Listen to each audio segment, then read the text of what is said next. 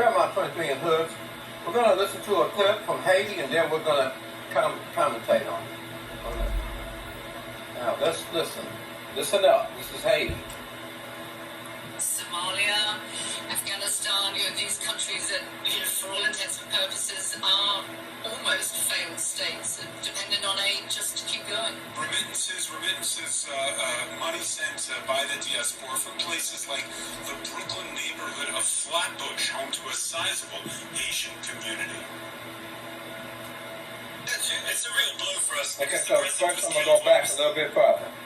Really have not worked. So what happened to this $13 billion of aid that has been pumped into Haiti, that is meant to provide stability, a civil society, to make some sort of functioning country, which it clearly isn't. And there's been another sort of interesting aspect of the COVID on this one, is that Haiti, yes, is a very poor country. It's one of the poorest in that region.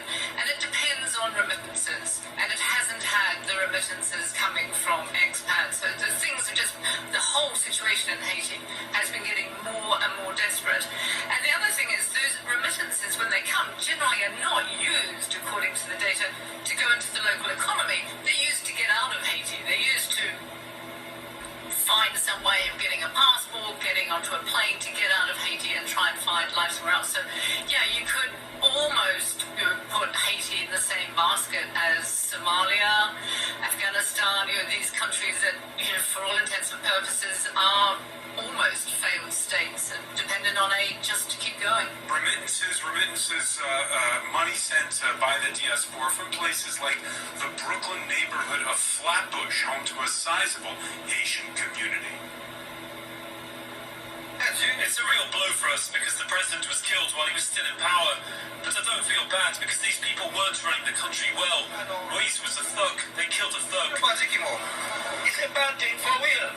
Even I don't like him. Even you don't like him. Even you don't like him.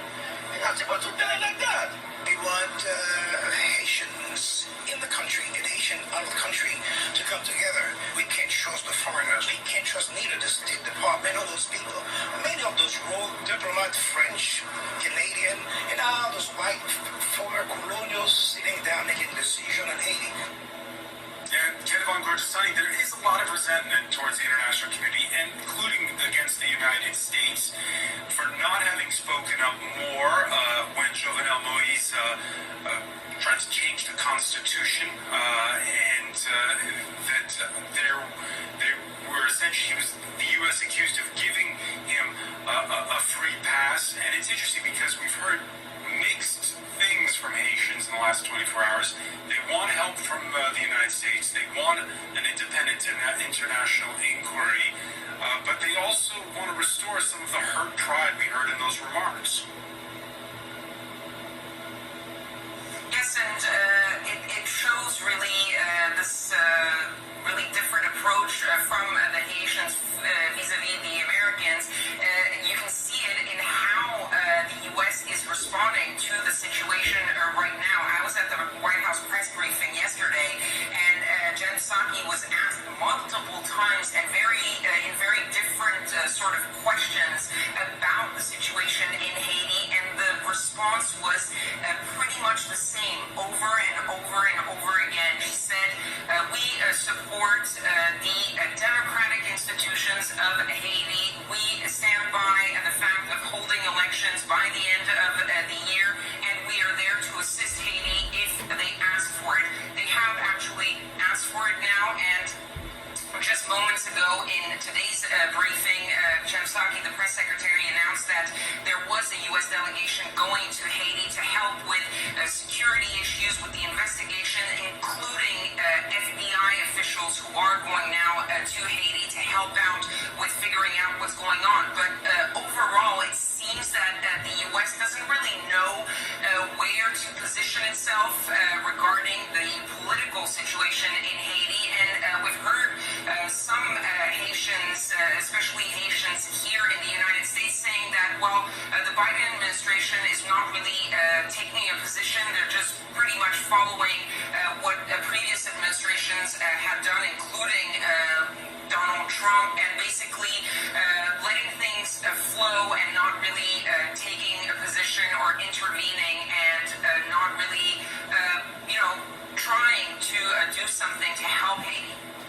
Dr. Mallet, that's interesting what Kenneth is bringing up, because we've heard Haitians say, well, the Americans ready, and the French ready to give whoever's in power in Haiti a free pass as long as they don't side with Cuba and Venezuela.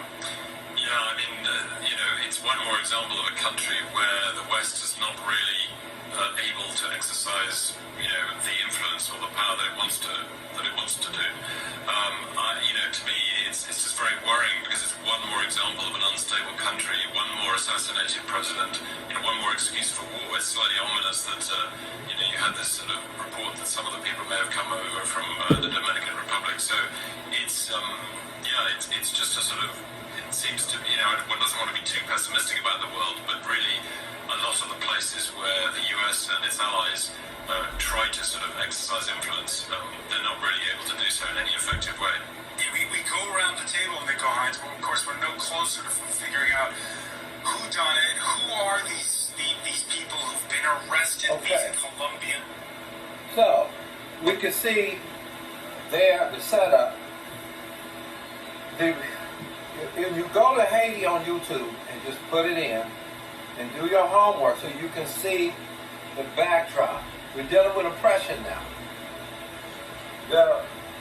The nation was split. The people have vowed that he got to go. You're seeing clips of people that support the democracy. But there are plenty clips of massive groups of people saying he's got to go. His term is up. He said, no, I'm going to stay in by force. Or by whatever. Or maybe try to change the Constitution. However, he wound up getting killed. No, but why were the opposition to him ready to go to war and were at war? What was that about, man? That's dealing with oppression. $13 billion. You heard them say $13 billion in aid.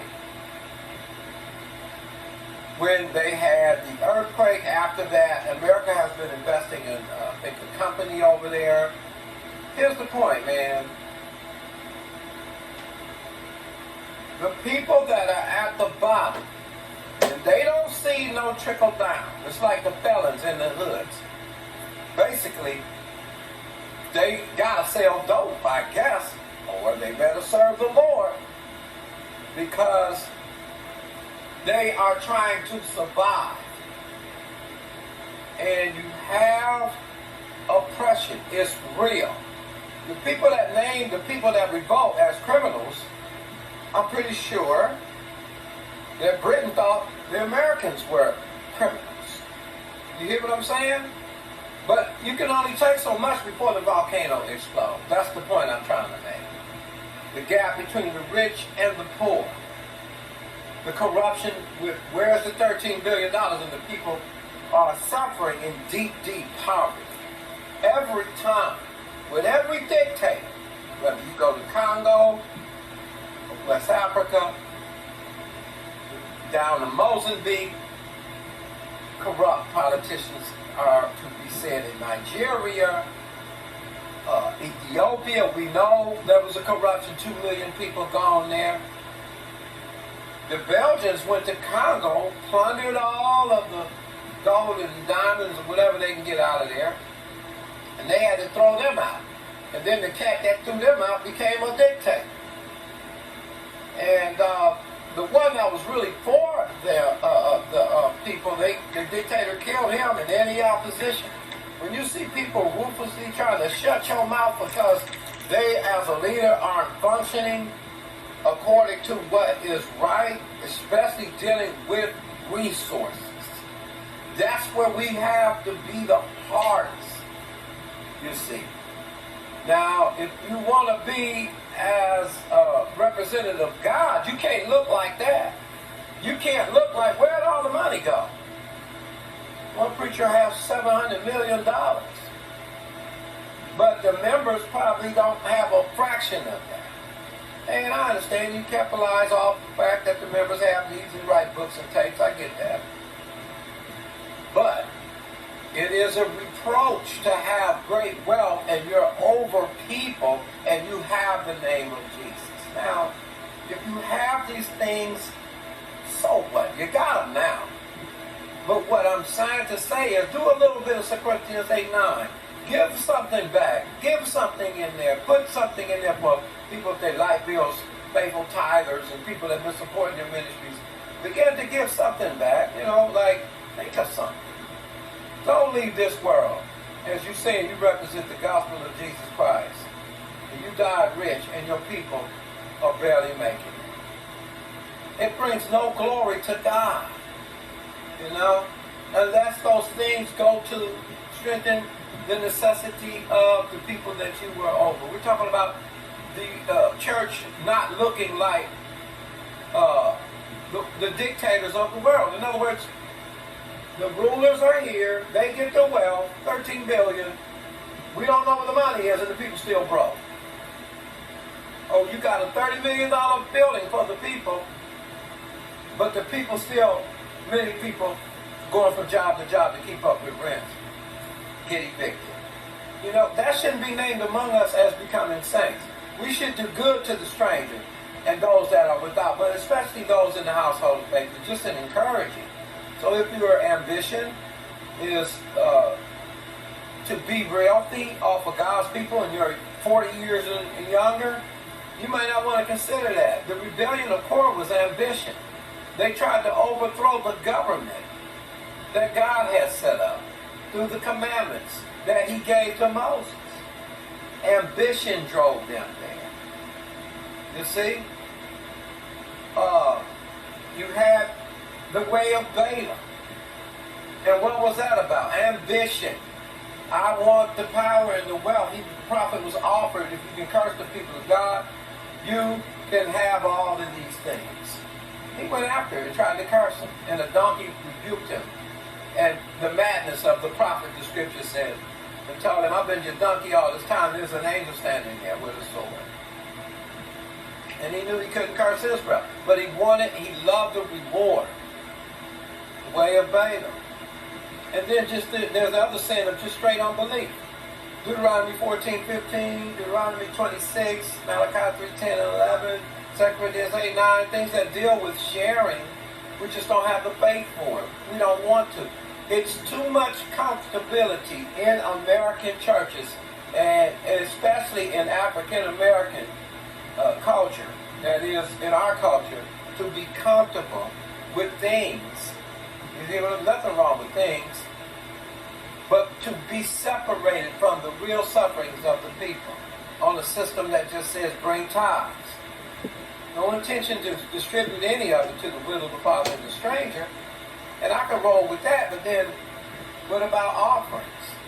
So if you're the kind of young minister that thinks that that's okay to have tithes and offerings and everything for your own selfish control, your testimony will look just like what we heard in Haiti.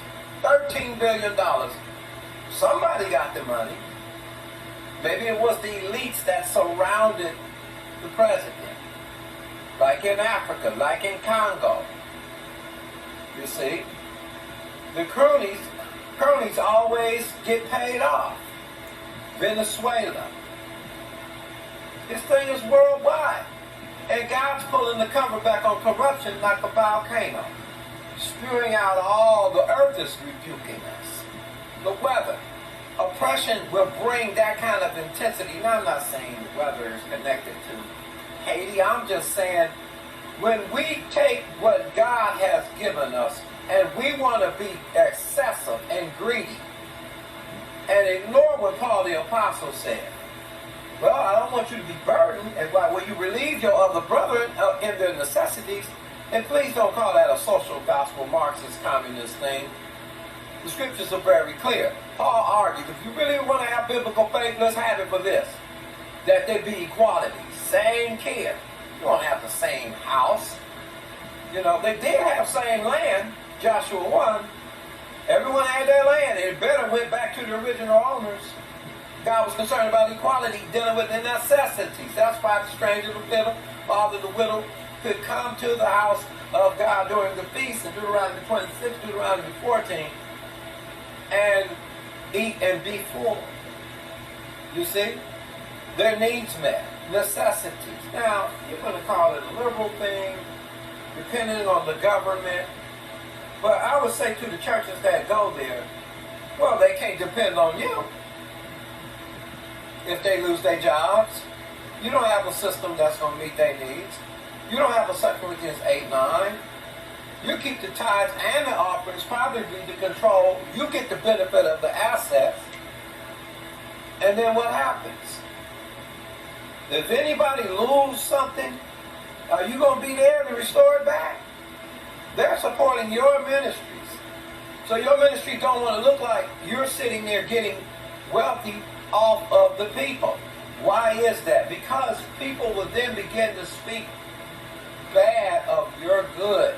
And you might be sincerely trying to preach that gospel. But it's just unfitting. It's out of season. It's like the fig tree. We got to give the fruit now. Jesus is passing by. And what I mean by that, we should be giving. We should show real, genuine love. Dwelling in the love of God. Not shutting our bowels of compassion to real necessities that's going on. Because the capitalists are ruthless. They're charging people out the nose that are weak in their credit. That's right. No mercy. COP19. Well, really? See how much money I can get from you. It's just a greedy nation. Okay? So the church should at least have the members back with necessities. That's roof, clothing, and housing. It's fair. Because if you want them to get your back on necessities, why not get back and get one of them till they all come in? Joshua won that. And of course, if you think that's a socialist thing, I understand that. You know, this is not something you do. But if you care about your family, or if you care about members on your own body, would you clothe half your body and leave the other undone? Would your family, you be dressed up in a Bentley, dressed in nice clothes and drive a Bentley, and one of your daughters is in a broke down car that the tire so bald she's about to have an accident on the freeway? What a shame. If you're over a church and that kind of stuff happens, and I know a girl that happened, her and her 3 kids died coming from church with some bald tires. If we just would communicate and be sensitive and not be into respect of persons and teach the people to not be into elitism. Like, look at me, only me, give me money. I'm speaking plain. Got to set up that way. But point the people back to give and minister to the people along with supporting the fivefold ministry. You want to be in alignment. You want to be in balance. So we definitely want them to be giving themselves over to the word and prayer. But I'm saying in addition to that, we need to show the world that we are a peculiar people. There are no kings. We're asking for the word to be king. Isn't that not what the people of Israel asked for, a king? To be like a world where they have dictators and people living lavish while the people suffer and go to their jobs, and the capitalists are getting more greedy and move the jobs overseas. And then when the people suffer, we tell them it's going to be okay, but we do nothing to minister to that family member. That witness to the family members that see that the church is not there is oppression. It is cover-up. It is something wrong with our system because we look just like the world. The people in Haiti were left in their poverty. And when they need help, they couldn't get it. They wanted the president out. Half the nation. The other half that were benefiting from didn't care. But the law of one was saying you got to care each one for another. So if it wasn't working for all, and when we say tithes work for all, well, what do you mean? If you would have told God that back in Deuteronomy 26, oh, just give your tithes, and then I go buy me a suit, listen to what I'm saying, or buy me another house, how am I being faithful to the scriptures? When the tithe, in this case, was to be shared with the priest, but also can't be greedy like Eli's sons. But also with who? The widow, the father, the stranger first. Meaning, God was into sharing and giving.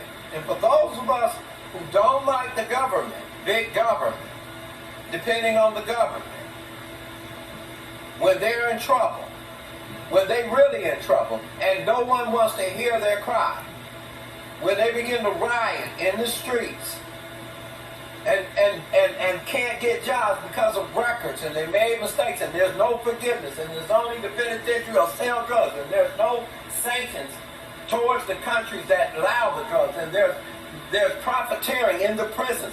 When you have, that's oppression, like Haiti. And then the ones that have the answers, where's the money for your people? And that's what you see in Haiti, a revolution. You see people divided. They're at war. The games, one is for the president, the other was against the president. What about Venezuela? They've been left for dead. Where did the money go? All the aid. They talk about failed states, Somalia. What about corrupt leaders? Can we please talk about corruption in high places? It's there. It's alive. It's well. See, abortion ain't going to cut it on that. Somebody makes money off abortion, of course, but I'm talking about this ignoring oppression. You see? Because it has consequences. When you hoard it all, when you have an individual bootstrap mentality that, well, you need to just do this and tide your way up, something like that. We have the same system. They're taking in money and they leave you for dead. In other words, you go through it. I encourage you, God's going to be with you. Well, but I'm not going to do anything for you. Shame on you. You look like that guy that took that $13 billion and the people that's rioting and fighting and gangbanging and killing each other is saying, man, we are hurting. Same it is in Chicago. Same it is in our inner cities. You can't redline, put everybody, Jim Crow them and stick them in somewhere and then come shake their pockets down. Then give them, when you gave them the strike for the drugs and didn't sanction the country, you knew they're not going to be able to probably get a job. And then allow massive immigration, cutting their probability of probably getting a job. See, that's oppression. And then making money off them in prison. Drugs. I'm just saying, oppression is when people make money and look the other way off of other people, no matter what mechanism they got.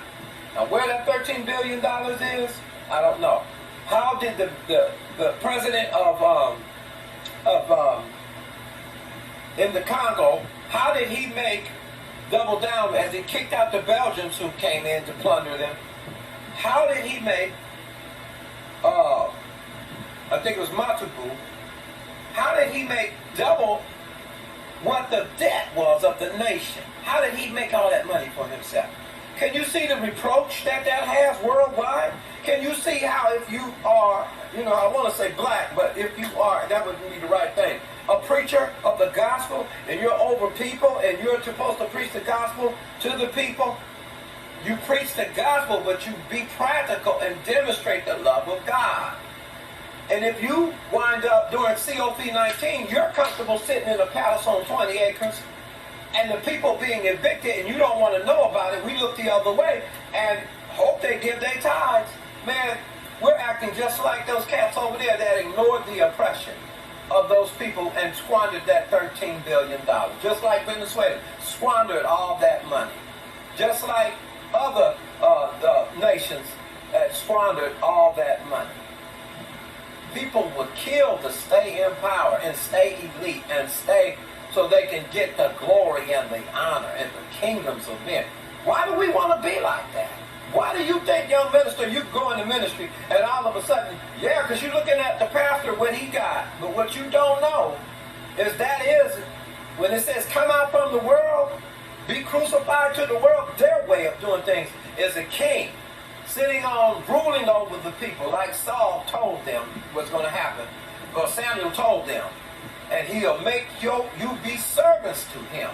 There are no elites. We have the same care. We're supposed to show we got each other's back. We're different. We're family. We break bread. We share money when people have needs. We can't allow the government to take care of our people. If you're going to say load the taxes, then step up with the tithes and offerings for the poor, for your own congregation. Share.